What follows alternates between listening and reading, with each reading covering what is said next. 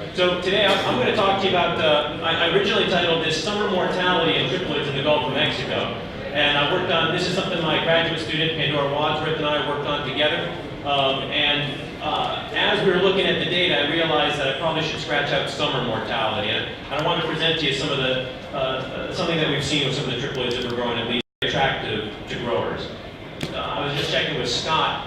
We work out of the Auburn University Shellfish Lab on Dauphin Island, and in 2017, we ended up selling about 42 million seed last year. 35 million of those seed were triploids. All right, so it's a very large percentage of what growers are buying from us. I will walk you through a couple graphs. I'll explain them. Why do you do this? Because the data show you here are your diploid oysters, here are your triploids, and we just asked, how much is that shell height? Does it change? And this was a study that we had done a number of years ago at Point of Pines Farm, and we've seen this over and over again. Yes, triploids grow bigger for us, typically. They also have a heavier shell. It's not just that they're growing bigger, and sometimes you get those fast-growing oysters and they got those real thin shells. Triploids don't do that for us. We grow triploids and they grow fast and they keep that shell going too. That is not shell breakage. When you get those real skinny shells, we don't see that typically with our triploids. So typically, we're also seeing a heavier shell. And then this was important to us. I think, Amy, what do you call it? Humpiness? Humpiness? I'm not selling humps, I'm selling cups. The humped oysters was on the back, yeah, okay. So we're looking at cuppiness. And one of the things that we had seen, typically there's been a trade-off in the work that we've done with growers, that if you get fast growth, you get this really fast-growing oyster, you get a really, we call them, I think SEPA, some of the guys in SEPA, the Australians call them long skinny bastards, LSBs, right? It's a long oyster, but it's got nothing else to it.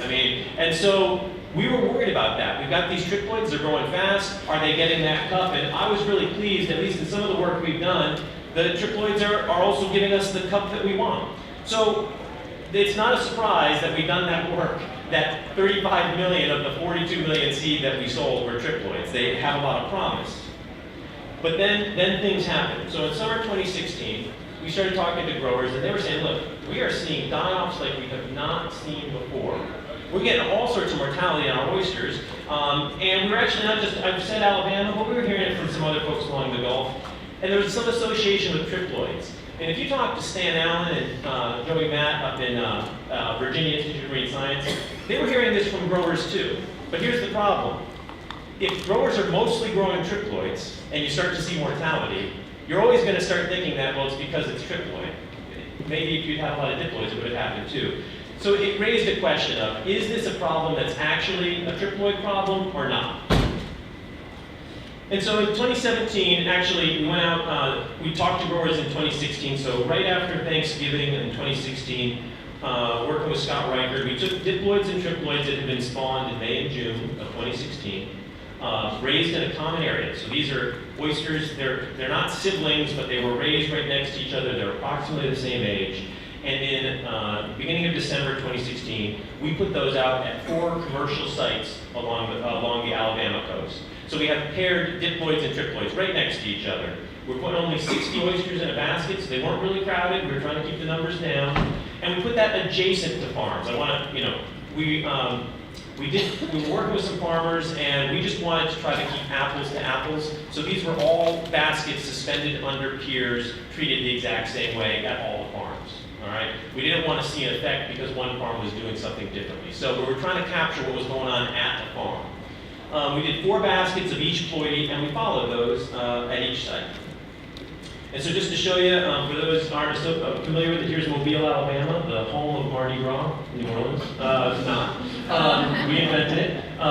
Maybe New Orleans perfected it, I don't know. But just to show you, here's Mobile Bay, here's Mississippi Sound, Pensacola would be over here. And so we had a pretty good spread of farms. We have a farm that was right in the middle part of Mobile Bay, over here in Grand Bay, here's the Mississippi line, on the backside of Dauphin Island, and then over here on what we call Fort Morgan Peninsula. So trying to represent, actually what we did is, that is sort of our growing areas in Alabama. We were just trying to put some oysters out in each growing area so that we could get information for each farm. And so we do the typical thing scientists do, like we go out once a month, we would measure the shell heights in 12 of those oysters to see if they were growing. We'd look at the number of live and dead, and then we would replace the dead oysters with live oysters, because one thing we didn't want to do is, if anybody who grows oysters, you have a bunch of oysters die, the density's changing, so every month we push it back up to what it should have been. Every 2 months, we would go out and we would get 10 oysters from each basket and per Ploidy per site, and we would go and look at condition index and derma, which is Perkinsis marinus. Lisa talked about that. That's a disease we have in the Gulf. So here's, all right, a lot of lines. Okay, blue is water temperature, and red is salinity. And what I want you to see here is, this is across the time that we were out. At all of our sites, you see some differences of the sites, but yes, we had a lot of rain in the summer, okay? But I want you to, so you'd say, when I'm going to show you that triploids die, you're going to say, well, it's because of low salinity. Well, look at when that low salinity is happening, and I'm going to show you when the mortality happens, and they don't always match up, okay? So we saw what we expect. This is your, again, you're just looking at those 4 sites. Here's your Navy Cove, Dauphin Island, Mobile Bay, Grand Bay. The red line is your diploids, and the blue line is the blue-green is your triploids. And you can see over time the triploids pull apart at each of those sites. So they did what we expected them to do. They typically grew faster. Condition index is a little more complicated. I've got to walk away from the microphone to do that. Let me show you this. So for condition index, this is really just a measure of how much meat is in that shell. And so typically, condition index is good in the winter, and then as the oyster ripens, the condition index goes up. And then when an oyster spawns, a diploid spawns, the condition index falls out. It's a really great way in a fishery to look at when that's happening. And those are, I call those water bellies in the summer. You get the spawned out oyster, would have a very low condition index. So, not surprisingly, at a lot of these sites, the triploids, which are these blue-green, are higher condition index, and you see that especially start to happen, not here, and then you see April, June, August, October. Those triploids have a higher condition index. It's a plumper oyster. We don't see as much difference here in Mobile Bay. That was our freshest site. And I'll show you that I don't think the oysters were necessarily thriving at this site. So one of the lessons I've seen from some of the other work I've done in Massachusetts was that under good growing conditions, triploids can excel. Triploids can do really well when it's good growing conditions. If you don't have good growing conditions, it's hard for triploids to show you that they're any better than diploids, because there ain't enough food in the water for anybody. So here is really the take-home message for you was, we did see at 3 of our 4 sites, we saw higher mortality in triploids than diploids. Statistically higher mortality. What does that look like? So y'all hear me if I move away here? Still good? So look at so here's Dauphin Island. So these are 2 bars, January, February, on through October. And you'll see, this is kind of a first bump just where this is probably where we missed that there were dead oysters when we were starting it. But moving on, you see not much mortality, and then you start to see here at Navy Cove in April, and then also at Grand Bay, you start to see a little mortality. One site was triploids, one was diploids, but as you go on, you can see here at Navy Cove, for example, triploids were dying at a significantly higher rate every month than the diploids. Maybe not statistically at some of them, but you see that pattern throughout the time. At Mobile Bay, you can see they were looking great. We had the farmer was thrilled. She was so thrilled with the survival. And then that summer freshwater event happened, and you can see that we got mortality. And it was bad. I mean, it killed everything. I mean, that sums to 1 in the end. They all died. But you do see what happened with the triploids were the ones that died first for you. We captured that before they all died. We were seeing the triploids were dying faster. And I know these bars are so high that it's harder to see these differences, but if you look at those, you do start to see a trend where each of these, particularly at these sites, they're pulling apart. This site, even though there's a pattern here, statistically, that's what all those letters mean, statistically, they weren't different. And so that's why we would say, I can't say to you that triploids die at a higher rate at every site, because they didn't. They only did that at 3 of the 4 sites that we have. And that's just one of those things that, what was going on? Like, what was driving that? So, we look at disease. And I'm just going to show you, these are our sites. Just go over here. This is plain English over here, right? Dauphin Island had a lot of disease, okay? But look, Navy Cove where I showed you that we had different mortality, didn't have disease going on. Right? The mortality at Navy Cove was happening before that summer freshet came in. So, you know, my current working hypothesis with this, I think I left 2 of these in here. My current working hypothesis with this is that we do seem to have something going on with our triploids where they seem to be more fragile. That's where we were growing triploids. We saw that mortality spike up, and that was because of freshwater. It seemed to be driven by freshwater. At other sites, maybe it was disease. At other sites, maybe it was low oxygen. And we're looking at this right now. I've got a graduate student. This summer, we're going to go out with some funding from Gulf States Marine Fisheries Commission. We are going to take some oysters, triploids and diploids, at the beginning of the season. We're going to deploy them at sites, and 1 month later, we're going to go back to those sites, and we're going to do 2 things that farmers routinely do to their oysters. They tumble them, and they tumble and I should remember what I was going to. Tumbling and wasn't stocking density, drying, the air drying. And so what we're going to do is we're going to take all those oysters, diploids and triploids, and we're going to force them to be exposed to known stress at the same time.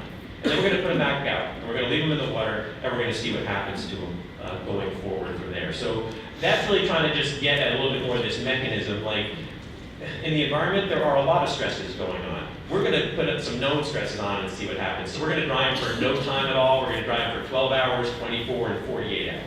We're going to tumble them or not tumble them, and we're going to do all those combinations. And we'll see what happens to them. That is something, in talking with some folks, and I know we've got like 4 Cs, I should mention that the root stock that we use is working with 4 Cs and LSU through their program. There is some, with the Pacific oyster in Australia, there is, from some growers, we've heard that they do sort of baby their triploids through the summer. They don't handle them the same way that you would in the winter. They are a little more careful with their triploids during the summer. I think that's a little problematic because that's when your oysters are growing. And that's when I want to be tumbling and breaking off edges. So my take home from this in sort of plain English was at some sites, our triploid oysters had significantly higher mortality than our diploids. So there is a clear difference in vulnerability. I don't want you to take that to mean that is true for all triploids. That is true for the triploids that we use. And so that's one of the things we have to look at in a breeding program is what are we doing with our tetraploid rootstock? And then I think it is important, I know, one of the first concerns was, well, you're using tetraploid rootstock that is not selected for low salinity. You've used stuff that's selected for high salinity, and that's what's driving this. And it's not what we saw in mortality always pile up. It wasn't because of fresh water. So I think there's more going on to it than that. So, as I mentioned, we are going to do that handling practice study, but we are looking at, do we need to breed a triploid that's resistant to low salinity? Our current advice, and I think Soup is still in the audience? No. He's got a certain strategy that they're using with their farm, but my current advice to a farmer would be harvest as soon as they're ready for market. We saw that mortality start to climb, and if you had harvested some of those oysters just as they were ready for market size, if you weren't a scientist, you would have harvested them and would have gone to market. If you're a scientist that leaves them out there, they die. And so my recommendation to a farmer would be to think about that. One problem with that is obviously you can get closures, so you might not be able to sell them. Avoid market-sized oysters in the summer is another possibility. I know everybody wants to sell through the summer, but maybe you try to do a crop system where you're not trying to get harvest in the middle of the summer. That seems counterintuitive for a triploid oyster. And then, again, right now, I would start moving towards going easy on the triploids in the warmer months. So, with that, I can take any questions.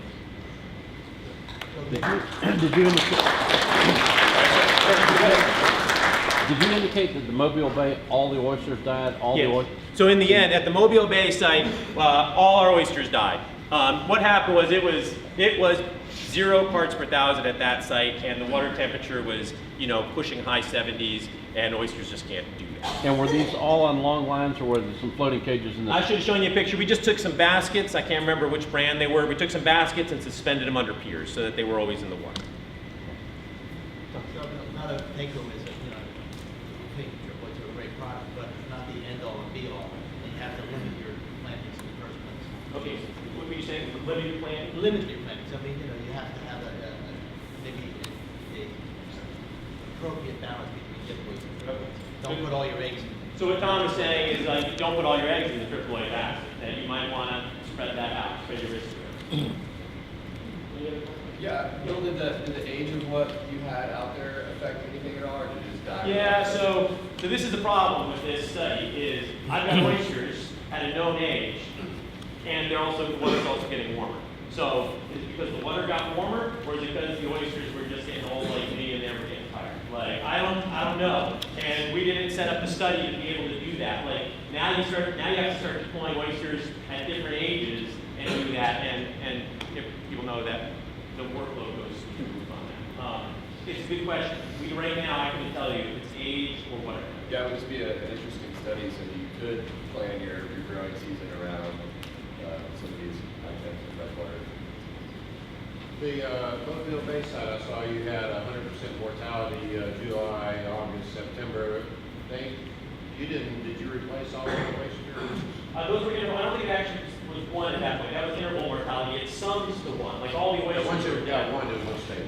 Right. Yes. One to Because one. But we were out of oysters. afterwards. Yeah. When we restocked oysters, oysters that were already at the site. We didn't introduce new oysters. We wanted them to have the same history. So we had bags of extra oysters